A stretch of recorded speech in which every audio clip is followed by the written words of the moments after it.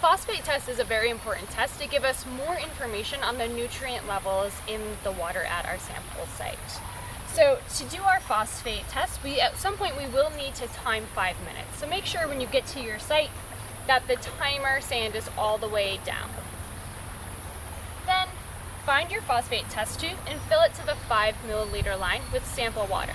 Now by sample water, we just mean the water from your sample site. So it might be a creek or a river or even a lake or pond.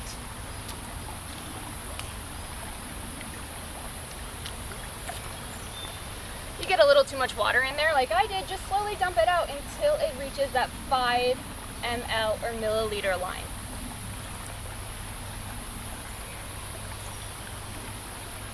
Then you're going to add 1 phosphorus test tab from your packet here. So gently pop one of the test tabs out.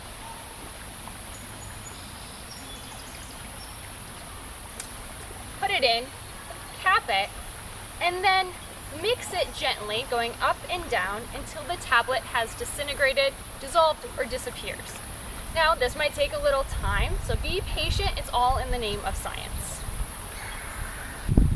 Once the tablet has dissolved, then you start your 5-minute timer. But wait until the tablet is completely gone before you flip your timer. This timer is going to go for 5 minutes. So while you wait for that timer to finish, you can set your tube down gently. And even while the tablet's mixing, you can do this as well. You can flip your data sheet over and work on the activity in the back.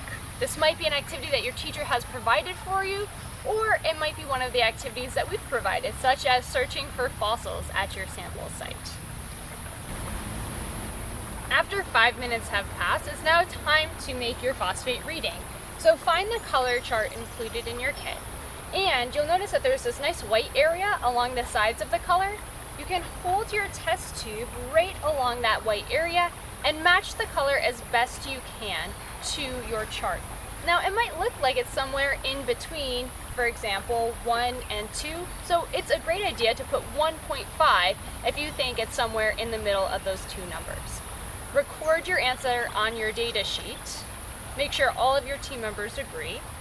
And then we want to make sure that test tab materials and what we've collected doesn't go back into our waterway. We don't want to add any more pollution today.